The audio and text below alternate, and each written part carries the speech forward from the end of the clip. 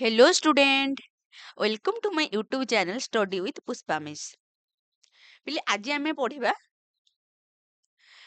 କୋର 8 ପେପରର ତପସ୍ୱିନୀର କାବ୍ୟ। ପିଲେ ଯୋଉମାନେ ମୋର ଫାଷ୍ଟ ଭିଡିଓକୁ ଦେଖିନ ପ୍ଲେଲିଷ୍ଟକୁ ଯାଇ ମୋର ଫାଷ୍ଟ ଭିଡିଓଟା ଦେଖିଦିଅ। ଆଜି ଆମେ ପଢିବା ପିଲେ ତପସ୍ୱିନୀ କାବ୍ୟ ବା ତପସ୍ୱିନୀ କାବ୍ୟର ଲେଖକ କି ନା ଗଙ୍ଗାଧର ମେହେର। ତାଙ୍କର ଆଜି ଜୀବନୀ ଉପରେ ପଢିବା ଆଜି ଆମେ। ପିଲେ ତମେ ଗଙ୍ଗାଧର ମେହେରଙ୍କୁ ଜାଣିଛ ନା ଜାଣିନ? ହଉ। ତ ଗଙ୍ଗାଧର ମେହେର ହଉଛନ୍ତି ଆମର କଣ ନା ଆଧୁନିକ ଯୁଗର କବି। ଓକେ ପିଲେ, ଯୋଉ ଗଙ୍ଗାଧର ମେହେର ହଉଛନ୍ତି କଣ ନା ଆଧୁନିକ ଯୁଗର କବି। ତାଙ୍କୁ କେଉଁ କବି ବୋଲି କୁହାଯାଏ ନା ସ୍ୱଭାବ କବି। ମନେ ରହିଲା ପିଲେ? ହଁ। ତ ସ୍ୱଭାବ କବି ଗଙ୍ଗାଧର ମେହେରଙ୍କର ଜନ୍ମ 1862 ଖ୍ରୀଷ୍ଟାବ୍ଦ ଅଗଷ୍ଟ 9 ତାରିଖ ଶ୍ରାବଣ ପୂର୍ଣ୍ଣିମା ତିଥିରେ ସମ୍ବଲପୁର ଜିଲ୍ଲାର ବରପାଲିଠାରେ ଏକ ତନ୍ତୁବାୟ ପରିବାରରେ ହୋଇଥିଲା। ବୁଝିଲ ପିଲେ? ଏଗୁଡାକ ତମେ ନୋଟ କରିଦେବ। ଆଉ ଥରେ ଶୁଣିଦିଅ ଯେ ସ୍ୱଭାବ କବି ଗଙ୍ଗାଧର ମେହେରଙ୍କ ଜନ୍ମ 1862 ଖ୍ରୀଷ୍ଟାବ୍ଦ ଅଗଷ୍ଟ 9 ତାରିଖ ଶ୍ରାବଣ ପୂର୍ଣ୍ଣିମା ତିଥିରେ ସମ୍ବଲପୁର ଜିଲ୍ଲାର ବୋରପାଲିଠାରେ ଏକ ତନ୍ତୁବାୟ ପରିବାରରେ ହୋଇଥିଲା। ପିଲେ ଯୋଉମାନେ ମୋର ଏଇ ଚ୍ୟାନେଲକୁ ପ୍ରଥମ ଥର ଦେଖୁଛନ୍ତି ସେମାନେ ଲାଇକ୍ ସେୟାର ଆଉ ସବସ୍କ୍ରାଇବ କରିବେ। ତାଙ୍କ ପିତାଙ୍କ ନାମ ଶ୍ରୀ ଚୈତନ୍ୟ ମେହେର ଓ ମାତାଙ୍କ ନାମ ସେବତୀ ଦେବୀ। ପିଲେ ଏଇଟା ହଉଛି ଇମ୍ପୋର୍ଟାଣ୍ଟ ଯେ ତାଙ୍କ ପିତା ମାତାଙ୍କର ନାମ କଣ ଏବଂ ସେ କେଉଁଠାରେ ଜନ୍ମ ଗ୍ରହଣ କରିଥିଲେ, ଜିଲ୍ଲାର ନାମ ମନେ ରଖିଦେବ ଏବଂ କେଉଁ ସ୍ଥାନରେ ତାଙ୍କର ମସିହା। କାହିଁକି ନା ତମେ ଯେତେବେଳେ ଗୋଟେ ଲଙ୍ଗ କୋଶ୍ଚିନ୍ଟା ଲେଖିବ, ଦୀର୍ଘ ଉତ୍ତରମୂଳକ ଲେଖିବ, ସେ ସମୟରେ ତମେ କଣ କରିବ ନା ପ୍ରଥମେ ତମକୁ କବିଙ୍କର ପରିଚୟ ଲେଖିବାକୁ ପଡିବ। ପିଲେ ତମେ ଏତିକି ଯଦି ମନେ ରଖିଦେବ ତାହେଲେ ସିନା ତମେ ଲେଖିବ। ତ ମନେ ରଖିବ ପିଲେ, ସେ 7-8 ବର୍ଷ ବୟସରେ ଚାଟଶାଳୀରେ ବିଦ୍ୟାରମ୍ଭ କରିଥିଲେ। ଯେତେବେଳେ ତାଙ୍କୁ 7 ବର୍ଷ ବା 8 ବର୍ଷ ବୟସ ହେଉଥିଲା ସେ ସମୟରେ ସେ କଣ କଲେ ନା ଚାଟଶାଳୀରେ ବିଦ୍ୟାରମ୍ଭ କରିଥିଲେ। 1882 ଖ୍ରୀଷ୍ଟାବ୍ଦରେ ସେ ପଞ୍ଚମ ଶ୍ରେଣୀ ପରୀକ୍ଷାରେ ଉତ୍ତୀର୍ଣ୍ଣ ହୋଇଥିଲେ। ଏହା ଥିଲା ତାଙ୍କର ସର୍ବୋଚ୍ଚ ଶିକ୍ଷାଗତ ଯୋଗ୍ୟତା। ଏଇଟା ବି ଗୁରୁତ୍ୱପୂର୍ଣ୍ଣ ପିଲେ ଯେ ତାଙ୍କର ବା ଗଙ୍ଗାଧର ମେହେରଙ୍କର ଶିକ୍ଷାଗତ ଯୋଗ୍ୟତା କେତେ ଥିଲା ବା ତାଙ୍କେ କୋଉ ଯାଇ ପାଠ ପଢିଥିଲେ। ଦେଖ ପିଲେ ଯେ କେତେ କମ ବୟସରେ ବା ପଞ୍ଚମ ଶ୍ରେଣୀ ମାତ୍ର ପଢିକି ସେ କେତେ କାବ୍ୟ କବିତା ରଚନା କରିଛନ୍ତି। ଏଇଟା ଗୁରୁତ୍ୱପୂର୍ଣ୍ଣ। ତମକୁ କଣ ନା 1 ମାର୍କ ଯେତେବେଳେ ତମର 1 ମାର୍କ ଆସିବ ସେତେବେଳେ ଏଇଟା ମଧ୍ୟ ତମକୁ ସାହାଯ୍ୟ କରିବ। ଏଇଟା ସେଥିପାଇଁ ମନେ ରଖିଦିଅ ପିଲେ। ତ ପ୍ରଚଳିତ ପ୍ରଥାନୁସାରେ ତାଙ୍କୁ ବାଲ୍ୟାବସ୍ଥାରେ ବିବାହ କରିବାକୁ ପଡିଥିଲା। ତ କଣ ନା ଯେହେତୁ ତାଙ୍କ ସମୟରେ ଅର୍ଥାତ୍ ସ୍ୱଭାବ କବିଙ୍କର ଯୋଉ ସମୟ ସୀମା ଥିଲା ସେ ସମୟରେ ବା ତାଙ୍କ ବୟସରେ ତାଙ୍କୁ କଣ ନା ଅଳ୍ପ ବୟସରେ ତାଙ୍କୁ କଣ ବିବାହ କରିବାକୁ ପଡୁଥିଲା। ନିଜର ଦାରିଦ୍ର୍ୟ ଓ ପରିବାରର ଦାୟିତ୍ୱ ତାଙ୍କୁ ବିଦ୍ୟା ଅଧ୍ୟୟନ କରିବାର ସୁଯୋଗ ଦେଇନଥିଲା। ଯେହେତୁ କଣ ଗଙ୍ଗାଧର ମେହେର ଦାରିଦ୍ର୍ୟ ପରିବାରରେ ଜନ୍ମଗ୍ରହଣ କରିଥିଲେ, ତ ଦାରିଦ୍ର୍ୟ ଯୋଗୁ ସେ କଣ ନା ଉଚ୍ଚ ଶିକ୍ଷାରୁ ବଞ୍ଚିତ ହୋଇଥିଲେ। ତ ମାସିକ 7 ଟଙ୍କା ଦରମାରେ ସେ ବରପାଲି ଜମିଦାରିରେ ଅମିନ ଚାକିରି ଗ୍ରହଣ କଲେ। ତ ଦରମା କେତେ ମିଳୁଥିଲା ତାଙ୍କୁ? 7 ଟଙ୍କା। ମାସିକ 7 ଟଙ୍କା ଦରମାରେ ସେ ବରପାଲି ଜମିଦାରିରେ ଅମିନ ଚାକିରି ଗ୍ରହଣ କଲେ। କେତେ ମସିହା ନା 1885 ଖ୍ରୀଷ୍ଟାବ୍ଦରେ। 1899 ଖ୍ରୀଷ୍ଟାବ୍ଦରେ ସେ ବରପାଲି ଜୁଡିସିଆଲ ମୋହରିର କାର୍ଯ୍ୟ ତୁଲାଇଲେ ଓ ଏହି କାର୍ଯ୍ୟରେ ସମ୍ବଲପୁର, ବିଜେପୁର ଓ ପଦ୍ମପୁର ଆଦି ସ୍ଥାନକୁ ସ୍ଥାନାନ୍ତରିତ ହେଲେ। କଣ ନା 1899 ଖ୍ରୀଷ୍ଟାବ୍ଦରେ ସେ ବରପାଲି ଜୁଡିସିଆଲ ମୋହରିର କାର୍ଯ୍ୟ ତୁଲାଇଲେ ଓ ଏହି କାର୍ଯ୍ୟରେ ସମ୍ବଲପୁର, ବିଜେପୁର ଓ ପଦ୍ମପୁର ଆଦି ସ୍ଥାନକୁ ସ୍ଥାନାନ୍ତରିତ ହେଲେ। ଶେଷରେ 1917 ଖ୍ରୀଷ୍ଟାବ୍ଦରେ ସେ ଚାକିରିରୁ ଅବସର ଗ୍ରହଣ କଲେ। ତାଙ୍କର କଣ ନା ଚାକିରି ଜୀବନ ଶେଷ ହୋଇଥିଲା କେବେ ନା 1917 ଖ୍ରୀଷ୍ଟାବ୍ଦ। ଏହାପରେ ସେ ନିଜ ଭୁଲିଆ ଜାତିର ଉନ୍ନତି ପାଇଁ କେତେକ ସଫଳ ପଦକ୍ଷେପ ଗ୍ରହଣ କରିଥିଲେ। ତାହେଲେ ସେ ଜାତିରେ କଣ ଥିଲେ ପିଲେ ନା ଭୁଲିଆ ହେଲା। ତ ନିଜ ଜାତିର ଉନ୍ନତି ପାଇଁ ସେ କେତେକ ସଫଳ ପଦକ୍ଷେପ ଗ୍ରହଣ କରିଥିଲେ। ପିଲେ ବୁଝୁଛ? ଓକେ। 1924 ଖ୍ରୀଷ୍ଟାବ୍ଦ ଏପ୍ରିଲ 4 ତାରିଖ ଚୈତ୍ର ଅମାବାସ୍ୟା ତିଥିରେ ତାଙ୍କ କର୍ମମୟ ଜୀବନର ଅବସାନ ହୋଇଥିଲା ଓ ଏହା ସହିତ ବିଲୟ ଘଟିଥିଲା ଏକ ରସଘନ ମାନବବାଦୀ କବିତର।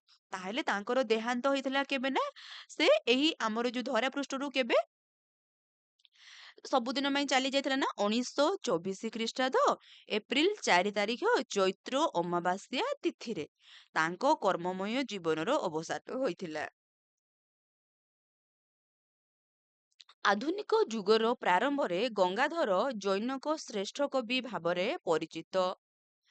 ତାଙ୍କ ସାହିତ୍ୟ କୃତିରେ ଅନ୍ତଃପ୍ରକୃତି ଓ ବହ୍ୟ ପ୍ରକୃତିର ଯଥାର୍ଥ ସମନ୍ୱୟ ଦେଖିବାକୁ ମିଳେ।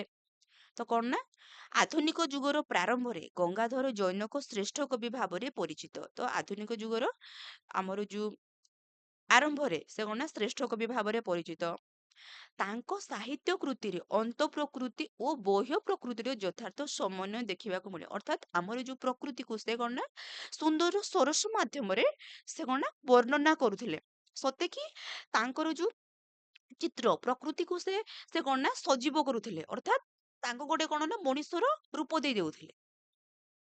ପ୍ରକୃତି ବର୍ଣ୍ଣନାରେ ତାଙ୍କର ସ୍ୱକୀୟ ପରିକଳ୍ପନା ତାଙ୍କୁ ସ୍ୱଭାବ କବିର ଗୌରବ ପ୍ରଦାନ କରିଛି। ତାହେଲେ କଣ ନା ପ୍ରକୃତି ବର୍ଣ୍ଣନାରେ ତାଙ୍କର ସ୍ୱକୀୟ ପରିକଳ୍ପନା ପ୍ରକୃତିକୁ ସେ ଏପରି ଜୀବନ୍ତ ଭାବରେ କରିଦେଉଥିଲେ ଯେ ତାଙ୍କୁ କଣ ନା ସ୍ୱଭାବ କବିର ଗୌରବ ପ୍ରଦାନ କରିଥିଲା। ମେହେର ସାହିତ୍ୟକୁ ନିମ୍ନଲିଖିତ କେତୋଟି ବିଭାଗରେ ବିଭକ୍ତ କରାଯାଇପାରେ। ଅର୍ଥାତ୍ ଆମର ଯୋଉ ଗଙ୍ଗାଧର ମେହେର ଯୋଉ କାବ୍ୟ କବିତା ରଚନା କଲେ ତାଙ୍କୁ କଣ ନା ବିଭକ୍ତ କରାଯାଇଛି ଯେ ସେ କାବ୍ୟ କଣ ରଚନା କରିଥିଲେ, କବିତା କଣ ରଚନା କରିଥିଲେ। ପିଲା ଆମେ ଦେଖିବା ତାଙ୍କର କାବ୍ୟ। ତ କାବ୍ୟ କଣ ଥିଲା ନା ପ୍ରଥମେ ହଉଛି ରସରତ୍ନାକର, ଇନ୍ଦୁମତୀ, ଉତ୍କଳ ଲକ୍ଷ୍ମୀ, କୀଚକ ବଧ, ଅଯୋଧ୍ୟା ଦୃଶ୍ୟ, ପଦ୍ମିନୀ, ତପସ୍ୱିନୀ, ପ୍ରଣୟ ବଲ୍ଲରୀ। ପିଲେ ଏଗୁଡାକ କଣ ନା ତାଙ୍କର କାବ୍ୟ। ପିଲେ ଏଇଟା ଗୁରୁତ୍ୱପୂର୍ଣ୍ଣ ଯେ ଗଙ୍ଗାଧର ମେହେରଙ୍କର କାବ୍ୟ କଣ, ସେ କଣ କଣ ରଚନା କରିଲେ, ତାଙ୍କର ଓଡିଆ ସାହିତ୍ୟ ପ୍ରତି ଅବଦାନ କଣ ଥିଲା। ଏଗୁଡାକ ତମେ ପୁରା ମନେ ରଖିଦେବ ପିଲେ, ତମର ପରୀକ୍ଷାରେ ମଧ୍ୟ ଆସିବ ଯେ ତାଙ୍କର କାବ୍ୟ କଣ, ଯେ ତମେ ନୋଟ ମଧ୍ୟ କରିବ ପିଲେ ଯେ ତାଙ୍କର କାବ୍ୟ କଣ ଥିଲା, ସେ କଣ କଣ ରଚନା କରିଥିଲେ। ଭେରି ଗୁରୁତ୍ୱପୂର୍ଣ୍ଣ ବା ଇମ୍ପୋର୍ଟାଣ୍ଟ। ଏଇଟା ତମର ଏକ୍ଜାମ ରେ ଆସିବ ପିଲେ ହେଲା। ସେଥିପାଇଁ ତମେ କଣ ନା ନୋଟ କରିଦେବ। ମନେ ରହିଲା କାବ୍ୟ ହଉଛି ରସରତ୍ନାକର, ଇନ୍ଦୁମତୀ, ଉତ୍କଳ ଲକ୍ଷ୍ମୀ, କୀଚକ ବଧ, ଅଯୋଧ୍ୟା ଦୃଶ୍ୟ, ପଦ୍ମିନୀ, ତପସ୍ୱିନୀ, ତ ପ୍ରଣୟ ବଲ୍ଲରୀ। ତାଙ୍କର କବିତା କଣ ଥିଲା ନା ଅର୍ଘ୍ୟ ଥାଳି, କବିତା କନ୍ନଳ, କବିତା ମାଳା, ମହିମା, ଭାରତୀ ଭାବନା। ତାଙ୍କର କ୍ଷୁଦ୍ର ରଚନା କଣ ଥିଲା ନା ସେହିପରି କୁମାର ଜନ୍ମୋତ୍ସବ, ଭକ୍ତି ଉପହାର, ଖଣ୍ଡ କବିତା ଦ୍ୱୟ ସ୍ୱତନ୍ତ୍ର ଭାବରେ ପ୍ରକାଶିତ। ତାଙ୍କର ଗଦ୍ୟ କଣ ଥିଲା, ଗଦ୍ୟ ରହୁଛି ତାଙ୍କର ଆତ୍ମଜୀବନୀ ଯାହାକି ଅସମ୍ପୂର୍ଣ୍ଣ ହେଲା, ଶ୍ରୀ ନୃପରାଜ ସିଂ, ପୁରାଣ କବି ଫକୀର ମୋହନ, ସ୍ୱର୍ଗୀୟ କାଶୀନାଥ ପଣ୍ଡା, ଏହା କି ପୃଥିବୀର ଶବ୍ଦ ଇତ୍ୟାଦି କେତୋଟି ତାଙ୍କର କଣ ନା ଗଦ୍ୟ ରଚନା। ଆଉ ଥରେ ଏଇଟା ବି ଗୁରୁତ୍ୱପୂର୍ଣ୍ଣ ପିଲେ ତମେ ନୋଟ କରିଦେବ। ତାଙ୍କର କାବ୍ୟ କଣ, ଗଦ୍ୟ କଣ, ତ ଆତ୍ମଜୀବନୀ, ଶ୍ରୀ ଆତ୍ମଜୀବନୀ କଣ ଅସମ୍ପୂର୍ଣ୍ଣ ଥିଲା, ଶ୍ରୀ ନୃପରାଜ ସିଂ, ପୁରାଣ କବି ଫକୀର ମୋହନ, ସ୍ୱର୍ଗୀୟ କାଶୀନାଥ ପଣ୍ଡା, ଏହା କି ପୃଥିବୀର ଶବ୍ଦ ଇତ୍ୟାଦି କେତୋଟି ତାଙ୍କର କଣ ଥିଲା ନା ଗଦ୍ୟ ରଚନା।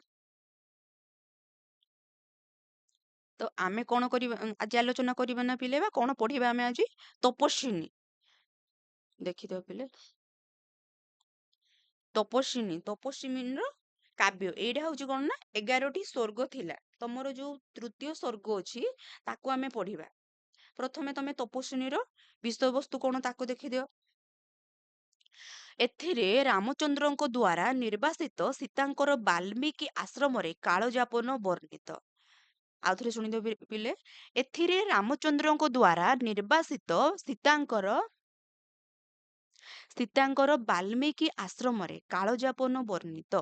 ତ ଯେତେବେଳେ ମାତା ସୀତା ଶ୍ରୀ ରାମଚନ୍ଦ୍ରଙ୍କ ଦ୍ୱାରା ନିର୍ବାସିତ ହେଇଛନ୍ତି ଏବଂ ସେ କଣ କରିଛନ୍ତି ନା ବାଲ୍ମୀକି ଆଶ୍ରମରେ କାଳଯାପନ କରିଛନ୍ତି, ସେ ସମୟରେ ସେ ଯେ କେତେ ଦୁଃଖ ଯନ୍ତ୍ରଣା କଷ୍ଟ ସହିଛନ୍ତି ତାକୁ ସ୍ୱଭାବ କବି ଗଙ୍ଗାଧର କଣ କରିଛନ୍ତି ନା ତପସ୍ୱିନୀ କାବ୍ୟରେ ବର୍ଣ୍ଣନା କରିଛନ୍ତି।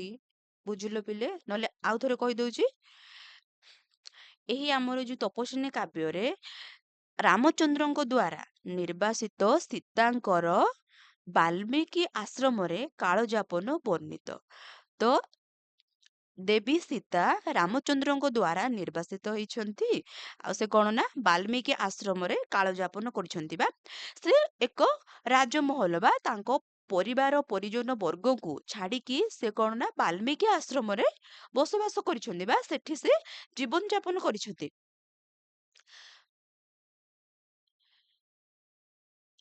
କଣ ଯେ ରାମଚନ୍ଦ୍ରଙ୍କ ଦ୍ୱାରା ନିର୍ବାସିତ ହେଲେ, ସେ ସମୟରେ କଣ କରିଛନ୍ତି ନା ତାଙ୍କ ରହିବା ପାଇଁ କୌଣସି ଘର ଦ୍ୱାର ନଥିଲା। ସେ କଣ କଲେ ନା ବାଲ୍ମୀକି କିଏ ନା ଯେ ରାମଚନ୍ଦ୍ରଙ୍କର ଗୁରୁ, ତା ସହିତ ଲବକୁଶଙ୍କର ମଧ୍ୟ ଯିଏକି ଶିକ୍ଷା ଦେଇଥିଲେ। ଯେହେତୁ ରାମଚନ୍ଦ୍ରଙ୍କ ଦ୍ୱାରା ସେ ନିର୍ବାସିତ ହେଇଛନ୍ତି, ତାପରେ ସେ କଣ କରିଛନ୍ତି ନା ବାଲ୍ମୀକି ଆଶ୍ରମରେ ବାଲ୍ମୀକି ଋଷିଙ୍କର ଆଶ୍ରମରେ ସେ ଜୀବନ ଯାପନ କରିଛନ୍ତି। ଯେହେତୁ ତାଙ୍କର ରହିବା ପାଇଁ ବା କଣ ଖାଇବେ କିଛି ନାହିଁ, ସେ କଣ କରିବେ ବାଧ୍ୟରେ ଋଷି ବାଲ୍ମୀକିଙ୍କ ଆଶ୍ରମକୁ ଯାଇଛନ୍ତି ଏବଂ ସେଠାରେ ସେ କଣ ନା କାଳଯାପନ ବା ରହିଛନ୍ତି ବା ବସବାସ କରୁଛନ୍ତି। ସେ ସମୟରେ ବା ବାଲ୍ମୀକି ଆଶ୍ରମରେ ରହିଲା ବେଳେ ସେ କେତେ କଷ୍ଟ ଯନ୍ତ୍ରଣା ସହିଛନ୍ତି ତାହାକୁ କଣ ନା ସ୍ୱଭାବ କବି ଗଙ୍ଗାଧର ମେହେର ତପସ୍ୱିନୀ କାବ୍ୟରେ ବର୍ଣ୍ଣନା କରିଛନ୍ତି। ବୁଝିଲ ପିଲେ? କବି ରାମାୟଣର ଉତ୍ତର କାଣ୍ଡରେ ଅନୁସରଣରେ ଏହା ରଚନା କରିଛନ୍ତି। ଆମର କଣ ନା କବି ଗଙ୍ଗାଧର ମେହେର ରାମାୟଣର ଉତ୍ତର କାଣ୍ଡର ଅନୁସରଣରେ, ରାମାୟଣ ଆମର ଯୋଉ ଉତ୍ତର କାଣ୍ଡ ଅଛି ସେଠୁ କଣ କରେ ନା ଅନୁସରଣ କରିଛନ୍ତି। ଅନୁସରଣ କରିଲା ପରେ ସେ ତପସ୍ୱିନୀ କାବ୍ୟ ରଚନା କରିଛନ୍ତି। ଏବଂ ରଘୁବଂଶ ଉତ୍ତର ରାମଚରିତ ତଥା ଦାଣ୍ଡି ରାମାୟଣ ଦ୍ୱାରା ସେ ପ୍ରଭାବିତ ହୋଇଥିବା ମନେ ହୁଏ। ତା ସହିତ ସେ କଣ କରିଛନ୍ତି ନା ରଘୁବଂଶ କାଳିଦାସଙ୍କର ଯୋଉ କାବ୍ୟ ଅଛି ପିଲେ ରଘୁବଂଶ, ତାକୁ ମଧ୍ୟ ସେ କଣ କରିଛନ୍ତି ବା ତାଙ୍କ କାବ୍ୟ ଦ୍ୱାରା ସେ କଣ କରୁଛନ୍ତି ନା ପ୍ରଭାବିତ ହୋଇଛନ୍ତି। ରଘୁବଂଶ କାବ୍ୟ ଦ୍ୱାରା ପ୍ରଭାବିତ ହୋଇଛନ୍ତି। ତାହା ସହିତ କେଉଁ କାବ୍ୟ ଦ୍ୱାରା ପ୍ରଭାବିତ ହୋଇଛନ୍ତି ନା ଉତ୍ତର ରାମଚରିତ ତଥା ଦାଣ୍ଡି ରାମାୟଣ ଦ୍ୱାରା ସେ ପ୍ରଭାବିତ ହୋଇଥିଲେ। 11ଟି ସ୍ୱର୍ଗ ବିଶିଷ୍ଟ ଏହି କାବ୍ୟଟିରେ ସୀତାଙ୍କ କରୁଣ ବନବାସ ଜୀବନର ଏକ ସୁନ୍ଦର ବର୍ଣ୍ଣନା ଦିଆଯାଇଛି। ତ କଣ ନା ଆମର ତାହେଲେ ତପସ୍ୱିନୀ କାବ୍ୟଟି 11ଟି ସ୍ୱର୍ଗ ବିଶିଷ୍ଟ। ତ ସୀତାଙ୍କ କରୁଣ ବନବାସ ଜୀବନରେ ଏକ ସୁନ୍ଦର ବର୍ଣ୍ଣନା ଦିଆଯାଇଛି। ତ ଯେତେବେଳେ ମାତା ସୀତା ରାମଚନ୍ଦ୍ରଙ୍କ ଦ୍ୱାରା ନିର୍ବାସିତ ହୋଇଛନ୍ତି, ସେ ବାଲ୍ମୀକି ଆଶ୍ରମରେ ଜୀବନ ଯାପନ କରିଛନ୍ତି। ସେହି ବନବାସ ବା କରୁଣ ବନବାସ ଜୀବନରେ ଯୋଉ ଦୁଃଖ କଷ୍ଟ ଯନ୍ତ୍ରଣା ପାଇଲେ ତାକୁ କଣ ନା ଏକ ସୁନ୍ଦର ଭାବରେ ବା ସରସ ସୁନ୍ଦର ଭାବରେ ବର୍ଣ୍ଣନା କରିଛନ୍ତି କିଏ ନା ଗଙ୍ଗାଧର ମେହେର। ରାଜପ୍ରସାଦରେ ରାଜରାଣୀର ଜୀବନ ଅତିବାହିତ କରିବା ପରିବର୍ତ୍ତେ ସତୀ ଶିରୋମଣୀ ସୀତା ଘନ ଘର ବନସ୍ଥ ମଧ୍ୟରେ ବାଲ୍ମୀକି ଋଷିଙ୍କ ଆଶ୍ରମରେ ସନ୍ନ୍ୟାସିନୀର ଜୀବନ ଯାପନ କରିଥିବାରୁ କାବ୍ୟର ନାମ ତପସ୍ୱିନୀ ନାମକରଣର ଯଥାର୍ଥ ସ୍ୱତ ପ୍ରତିପାଦିତ ହୁଏ। କଣ ନା ରାଜପ୍ରାସାଦର ରାଜରାଣୀର ଜୀବନ ଅତିବାହିତ କରିବା ପରିବର୍ତ୍ତେ ସତୀ ଶିରୋମଣୀ ସୀତା ଘନ ଘର ବନସ୍ଥ ମଧ୍ୟରେ ବାଲ୍ମୀକି ଋଷିଙ୍କ ଆଶ୍ରମରେ ସନ୍ନ୍ୟାସିନୀର ଜୀବନ ଯାପନ କରିଥିବାରୁ କାବ୍ୟର ନାମ ତପସ୍ୱିନୀ। ତ କଣ ହେଇଛି ନା ଦେବୀ ସୀତା ରାଜପ୍ରସାଦର ରାଜରାଣୀ, ତ ରାଜପ୍ରସାଦ ବା ଗୋଟେ ରାଜ ପରିବାରର ଜୀବନ ଯାପନକୁ ସେ ପରିତ୍ୟାଗ କରିଛନ୍ତି। ତାପରେ ସତୀ ଶିରୋମଣି ସୀତା ଘନଘୋର ବନସ୍ତ ମଧ୍ୟରେ ଯେ ରାଜପ୍ରସାଦ ବା ରାଜଉଆସରେ ଯାହା ଯାହା ସୁବିଧା ସୁଯୋଗ ଥାଏ ତାକୁ ସେ ପରିତ୍ୟାଗ କରିଛନ୍ତି ଏବଂ ଏକ ଘନ ଘର ବନସ୍ତ ମଧ୍ୟରେ ଘଞ୍ଚ ଘଞ୍ଚ ଜଙ୍ଗଲ ବା ଅରଣ୍ୟ ମଧ୍ୟରେ ବାଲ୍ମୀକି ଋଷିଙ୍କର ଆଶ୍ରମ କୋଉଠି ଥିଲା? ଯେ ଘଞ୍ଚ ଅରଣ୍ୟ ସ୍ଥାନରେ କଣ ବାଲ୍ମୀକି ଋଷିଙ୍କର ଆଶ୍ରମ ଥିଲା। ତ ସେଠାରେ କଣ କରିଛନ୍ତି ନା ଦେବୀ ସୀତା ବାଲ୍ମୀକି ଋଷିଙ୍କ ଆଶ୍ରମରେ ସନ୍ନ୍ୟାସିନୀର ଜୀବନ ଯାପନ କରିଛନ୍ତି। ସେହି ଦୃଷ୍ଟିରୁ ଆମର କାବ୍ୟର ନାମ ରଖିଲେ ଗଙ୍ଗାଧର ମେହେର କଣ ନା ତପସ୍ୱିନୀ କାବ୍ୟ। ପିଲେ ବୁଝିଲ ଯେ କାବ୍ୟର ନାମ ତପସ୍ୱିନୀ ବୋଲି କାହିଁକି ରଖାଗଲା? ଯେହେତୁ ସତୀ ସତୀ ଅ, ସତୀ ସୀତା ଦେବୀ କଣ କରିଛନ୍ତି ନା ଏକ ରାଜପ୍ରସାଦର ରାଜରାଣୀର ଜୀବନ ଅତିବାହିତ କରିବା ପରିବର୍ତ୍ତେ ଘନଘୋର ବନସ୍ତ ମଧ୍ୟରେ ବାଲ୍ମୀକି ଋଷିଙ୍କ ଆଶ୍ରମରେ ସନ୍ନ୍ୟାସିନୀର ଜୀବନ ଯାପନ କରିଥିବାରୁ କାବ୍ୟର ନାମ ରଖାଗଲା କଣ ନା ତପସ୍ୱିନୀ। ବୁଝିଲ ପିଲେ? ସେ କଣ କଲେ ନା ସେ ଗୋଟେ ସୁଖ ବା କଣ ରାଜପ୍ରସାଦର ଜୀବନ ପରିତ୍ୟାଗ କଲେ ଏବଂ ସେ କଣ କଲେ ନା ଗୋଟେ ସନ୍ନ୍ୟାସିନୀର ଜୀବନ ଯାପନ କୁ ଆପଣେଇଲେ। ସେଇ ଦୃଷ୍ଟିରୁ କାବ୍ୟର ନାମକରଣ ରଖାଗଲା କଣ ନା ତପସ୍ୱିନୀ। ବୁଝିଲ? ହଉ, ଠିକ ଅଛି। କବି ବିଷୟବସ୍ତୁ ଉପସ୍ଥାପନରେ ଯେଉଁ କୌଶଳ ପ୍ରଦର୍ଶନ କରିଛନ୍ତି ତାହା ତାଙ୍କ ପ୍ରତିଭାର ସ୍ପଷ୍ଟ ପରିଚୟ ପ୍ରଦାନ କରେ। ତ ବର୍ଣ୍ଣନା ଶୈଳୀ ଓ ନୈସର୍ଗିକ ପ୍ରକୃତିର ଶୋଭା ବର୍ଣ୍ଣନା ମଧ୍ୟ ତାଙ୍କ ଅନ୍ୟାନ୍ୟ କାବ୍ୟ ଭଳି ଅତି ଉଚ୍ଚକୋଟୀର। ଏଥିରେ ବର୍ଣ୍ଣିତ ପ୍ରକୃତିର ଚରିତ୍ରାଭୂତ ସୁମଧୁର ତଥା ସୁଲଳିତ ଭାଷା ଓ କାବ୍ୟଟିର ମର୍ଯ୍ୟାଦା ବୃଦ୍ଧିରେ ବହୁତ ଭାବରେ ସହାୟକ। ଅର୍ଥାତ୍ ଯେ ଗଙ୍ଗାଧର ମେହେର କଣ କରିଛନ୍ତି ନା ପ୍ରକୃତିକୁ ସତେକି ସେ ଜୀବନ୍ତ ଭାବରେ ସଜେଇ ଦେଇଛନ୍ତି। ସେହି ଦୃଷ୍ଟିକୋଣ ନା ପ୍ରକୃତିର ଚରିତ୍ରଭୂତ ସୁମଧୁର ତଥା ସୁଲଳିତ କାବ୍ୟଟିରେ ମର୍ଯ୍ୟାଦା ବୃଦ୍ଧିରେ ବହୁ ଭାବରେ ସହାୟକ ହୁଏ। ତ ଗଙ୍ଗାଧର ମେହେରଙ୍କର ଯୋଉ କାବ୍ୟ ଶୈଳୀ ତାଙ୍କର କାବ୍ୟ ଶୈଳୀ ବା ତାଙ୍କର ରଚନା କରିବାର ଯୋଉ ଶୈଳୀଟା ଏତେ ସୁନ୍ଦର ବା ଏତେ ମଧୁର ଯେ ଆମର କଣ ପ୍ରକୃତିକୁ ସେ ସତେ ଯେପରି ଜୀବନ୍ତ କରିଦେଇଛନ୍ତି। ସେହି ଦୃଷ୍ଟିରୁ ଆମର କଣ ନା ତପସ୍ୱିନୀ କାବ୍ୟଟି ଆହୁରି ଅଧିକ ସୌନ୍ଦର୍ଯ୍ୟ ବା ଆହୁରି ମଧୁର ହୋଇଛି। ଆଉ ଟିକେ ପିଲେ ଶୁଣିଦିଅ ଯେ ଟିକେ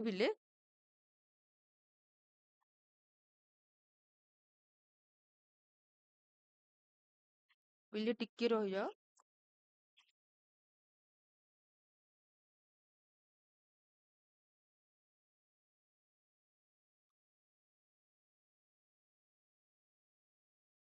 ଟିକେ ପିଲେ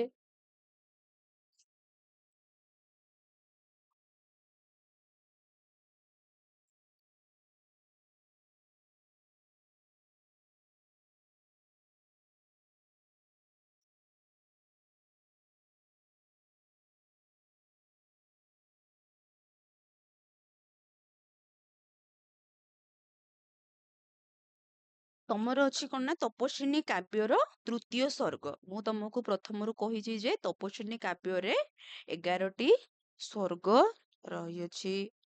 ତ ତମର କଣ ଅଛି ନା ତୃତୀୟ ସର୍ଗର ଆଲୋଚନା। ମୁଁ କଣ କହିଲି ନା ତପସ୍ୱିନୀ କାବ୍ୟଟି କାହାକୁ ଆଧାର କରି ରଚିତ ହୋଇଛି ସେଇଟା ତମକୁ ମୁଁ ବୁଝେଇଲି। ତ ଏବେ ତମକୁ ମୁଁ ବୁଝେଇବି କଣ ନା ଯେ ତପସ୍ୱିନୀ କାବ୍ୟର ଯୋଉ ତୃତୀୟ ସର୍ଗଟି ଅଛି ତମର ସେଇଟା ଇମ୍ପୋର୍ଟାଣ୍ଟ ପିଲେ। ତପସ୍ୱିନୀ କାବ୍ୟର ତୃତୀୟ ସର୍ଗଟି ହେଲା ତାକୁ ଆମେ ଦେଖିବା। ମୁଁ ତମକୁ ସଂକ୍ଷିପ୍ତ ଭାବରେ କହିଦଉଛି ପିଲେ ଏଇଟା ବି ଇମ୍ପୋର୍ଟାଣ୍ଟ ଯୋଉଟା ତମକୁ ବୁଝେଇଲି। ଆଉ ଟିକେ ଶୁଣିଦିଅ। ତପସ୍ୱିନୀ କାବ୍ୟର ତୃତୀୟ ସର୍ଗରେ ପୁରୁଷୋତ୍ତମ ରାମଚନ୍ଦ୍ରଙ୍କ ଆଦେଶରେ ଅନୁଜ ଲକ୍ଷ୍ମଣ ସୀତା ଦେବୀଙ୍କୁ ଗଙ୍ଗା ନଦୀ କୂଳରେ ବିସର୍ଜନ ପରେ ଉଭୟ ରାମଚନ୍ଦ୍ର ଓ ସୀତା ଦେବୀଙ୍କ ଜୀବନର ପ୍ରଥମ ରଜନୀ ବିଚ୍ଛେଦାତ୍ମକ ଭାବନାକୁ କବି ବିଶ୍ଳେଷଣ କରିଛନ୍ତି। ନା କଣ ହେଇଛନ୍ତି ଆଉ ଥରେ ଶୁଣିଦିଅ ପିଲେ। ତପସ୍ୱିନୀ କାବ୍ୟର ତୃତୀୟ ସର୍ଗରେ ପୁରୁଷୋତ୍ତମ ରାମଚନ୍ଦ୍ରଙ୍କ ଆଦେଶରେ ଅନୁଜ ଲକ୍ଷ୍ମଣ ସୀତା ଦେବୀଙ୍କୁ ଗଙ୍ଗା ନଦୀ କୂଳରେ ବିସର୍ଜନ ପରେ ଉଭୟ ରାମଚନ୍ଦ୍ର ଓ ସୀତା ଦେବୀଙ୍କ ଜୀବନର ପ୍ରଥମ ରଜନୀ ବିଚ୍ଛେଦାତ୍ମକ ଭାବନାକୁ କବି ବିଶ୍ଳେଷଣ କରିଛନ୍ତି। ତ କଣ ହେଇଛି ନା ଅନୁଜ ମାନେ ପ୍ରଭୁ ଶ୍ରୀ ରାମଚନ୍ଦ୍ରଙ୍କର ଯୋଉ ଭାଇ ଅନୁଜ ଲକ୍ଷ୍ମଣ ବା ରାମଚନ୍ଦ୍ରଙ୍କର ଭାଇ ଲକ୍ଷ୍ମଣ ସେ କଣ କରିଛନ୍ତି ନା ଭ୍ରାତାଙ୍କର ବା ଭାଇଙ୍କର ଆଦେଶରେ ସୀତା ଦେବୀଙ୍କୁ ଗଙ୍ଗା ନଦୀ କୂଳରେ ବିସର୍ଜନ ଅର୍ଥାତ୍ ଗଙ୍ଗା ନଦୀ କୂଳରେ ସୀତା ଦେବୀଙ୍କୁ ଛାଡି ଦେଇଛନ୍ତି। ଉଭୟ ରାମଚନ୍ଦ୍ର ଓ ସୀତା ଯେତେବେଳେ ଛାଡି ଦେଇଛନ୍ତି ସେତେବେଳେ କଣ ହେଇଛି ନା ରାମଚନ୍ଦ୍ର ଓ ସୀତା ଦେବୀଙ୍କ ମଧ୍ୟରେ ପ୍ରଥମ ରଜନୀର ବିଚ୍ଛେଦାତ୍ମକ ଭାବନାକୁ କବି ବିଶ୍ଳେଷଣ କରିଛନ୍ତି। ଯେତେବେଳେ ଶ୍ରୀରାମଚନ୍ଦ୍ରଙ୍କର ଆଦେଶରେ ଅନୁଜ ଲକ୍ଷ୍ମଣ ମାତା ସୀତା ଦେବୀଙ୍କୁ ଗଙ୍ଗା ନଦୀ କୂଳରେ ଛାଡି ଦେଇଛନ୍ତି ସେଇ ସମୟରେ ରାମଚନ୍ଦ୍ର ଏବଂ ଦେବୀ ସୀତାଙ୍କର ଯୋଉ ଦୁଃଖ ଜୀବନ ବା କିପରି ବିଚ୍ଛେଦାତ୍ମକ ଯୋଉ ତାଙ୍କ ଜୀବନ ଯୋଉ ବିଚ୍ଛେଦ ଆସିଛି ତାକୁ କଣ କରିଛନ୍ତି ନା କବି ବର୍ଣ୍ଣନା କରିଛନ୍ତି ବା ବିଶ୍ଳେଷଣ କରିଛନ୍ତି। ବିଶେଷ କରି କବି ରାମଚନ୍ଦ୍ର ଓ ସୀତା ଦେବୀଙ୍କ ହୃଦୟରେ ଗଭୀର ପାରସ୍ପରିକ ପ୍ରେମର ଚାରୁଚିତ୍ର ପ୍ରଦାନ କରିଛନ୍ତି। କଣ ନା ବିଶେଷ କରି କବି ରାମଚନ୍ଦ୍ର ଓ ସୀତା ଦେବୀଙ୍କ ହୃଦୟରେ ଗଭୀର ପାରସ୍ପରିକ ପ୍ରେମର ଚାରୁଚିତ୍ର ପ୍ରଦାନ କରିଛନ୍ତି। ଯେତେବେଳେ କଣ ଅନୁଜ ଶ୍ରୀରାମଚନ୍ଦ୍ରଙ୍କର ଅନୁଜ ଲକ୍ଷ୍ମଣ ସୀତା ଦେବୀଙ୍କୁ ଗଙ୍ଗା ନଦୀ କୂଳରେ ଛାଡି ଦେଇଛନ୍ତି ସେଇ ସମୟରେ ତାଙ୍କ ଜୀବନରେ କେତେ ଯେ ପରସ୍ପରକୁ ଛାଡିକି ରହିବାର ଯୋଉ ଦୁଃଖ ଯନ୍ତ୍ରଣା ତାକୁ କଣ କରିଛନ୍ତି ନା କବି ଅତି ସୁନ୍ଦର ବା ଏକ ସୁମଧୁର ଶବ୍ଦ ଶୈଳୀ ପ୍ରୟୋଗ କରିଛନ୍ତି ଏବଂ ବର୍ଣ୍ଣନା ବା ବିଶ୍ଳେଷଣ କରିଛନ୍ତି। ତାଙ୍କ ମନରେ କଣ ଯେ ପରସ୍ପର ଠାରୁ ଦୂରରେ ରହିଲେ ମଧ୍ୟ ଦୁହିଁଙ୍କ ପ୍ରତି କଣ ନା ପ୍ରେମ ଭାବ ବା ଭଲ ପାଇବା କିପରି ଜାତ ହୋଇଛି ଯେ ଦୂରରେ ରହିଲେ ମଧ୍ୟ ତାଙ୍କ ମଧ୍ୟରେ ପ୍ରେମର ସମ୍ପର୍କ କମି ଯାଇନି ତାହାକୁ କଣ କରୁଛନ୍ତି ନା କବି ବର୍ଣ୍ଣନା କରିଛନ୍ତି। ଭାଗୀରଥୀ କୂଳେ ଅର୍ଥାତ୍ ଗଙ୍ଗା ନଦୀ କୂଳରେ ଯେଉଁ ସମୟରେ ଲକ୍ଷ୍ମଣ ସୀତା ଦେବୀଙ୍କୁ ବିସର୍ଜନ କରିଥିଲେ ସେ ସମୟରେ ସାଗର ଠାରୁ ଭୂପୃଷ୍ଠ ପର୍ଯ୍ୟନ୍ତ ଖରା ବ୍ୟାପିଥିଲା। ଆଉ ଥରେ ଶୁଣିଦେବ ନା ଭାଗୀରଥୀ କୂଳେ ଅର୍ଥାତ୍ ଗଙ୍ଗା ନଦୀ କୂଳରେ ଯେଉଁ ସମୟରେ ଲକ୍ଷ୍ମଣ ସୀତା ଦେବୀଙ୍କୁ ବିସର୍ଜନ କରିଥିଲେ ସେ ସମୟରେ ସାଗର ଠାରୁ ଭୂପୃଷ୍ଠ ପର୍ଯ୍ୟନ୍ତ ଖରା ବ୍ୟାପିଥିଲା। କଣ ନା ଆମର ଯୋଉ ଖରା ଖରା ମାସ ଆସିଲେ ଯୋଉ ଯୋଉ ଟାଣ ଖରା ହୁଏନି କିରେ ତ ସେମିତି କଣ ହେଇଛି ନା ଯେତେବେଳେ କଣ ଅନୁଜ ସୀତା ଦେବୀଙ୍କୁ ଛାଡି ଦେଇଛନ୍ତି ସେ ସମୟରେ କଣ ନା ପ୍ରବଳ ଖରା ହେଇଛି। ତାକୁ କବି କଣ କହିଛନ୍ତି ନା ସେ ସମୟରେ ସାଗର ଠାରୁ ଭୂପୃଷ୍ଠ ପର୍ଯ୍ୟନ୍ତ ଖରା ବ୍ୟାପିଥିଲା। ଏବଂ କିନ୍ତୁ କବିଙ୍କର କଳ୍ପନାରେ ସେ ଖରା ରଘୁବଂଶ କର୍ତ୍ତା ସୂର୍ଯ୍ୟ ଦେବତାର ଏକ ନିରନ୍ଧି ଶୁଭ୍ର ଯବନିକା ଯାହାର ଆଚ୍ଛାଦନ ଭେଦ କରି ରଘୁବଂଶୀୟ ରାମଚନ୍ଦ୍ରର ଲଜ୍ଜାକର ଅପକୀର୍ତ୍ତି ଦେବତାମାନଙ୍କୁ ଦୃଶ୍ୟମାନ ହେଲା ନାହିଁ। କଣ ନା କିନ୍ତୁ କବିଙ୍କର କଳ୍ପନାର ସେ ଖରା ରଘୁବଂଶ କର୍ତ୍ତା ସୂର୍ଯ୍ୟ ଦେବତାର ଏକ ନିରନ୍ଧି ଶୁଭ୍ର ଯବନିକା ଯାହାର ଆଚ୍ଛାଦନ ଭେଦ କରି ରଘୁବଂଶ ରାମଚନ୍ଦ୍ରର ଲଜ୍ଜାକର ଅପକୀର୍ତ୍ତି ଦେବତାମାନଙ୍କୁ ଦୃଶ୍ୟମାନ ହେଲା ନାହିଁ କି। କଣ ହେଇଛି ନା ଯେତେବେଳେ ଅନୁଜ ଗଙ୍ଗା ନଦୀ କୂଳରେ ଛାଡି ଦେଇଛନ୍ତି ସେ ସମୟରେ କେତେ ଯେ ଟାଣ ଖରା ହଉଥିଲା ସେହି ଖରା ଦେବତା ମାନଙ୍କୁ କଣ ଦେଖାଗଲା ନାହିଁ କି ଯେ ଯୋଉ ଖରା କି ସାଗର ଠାରୁ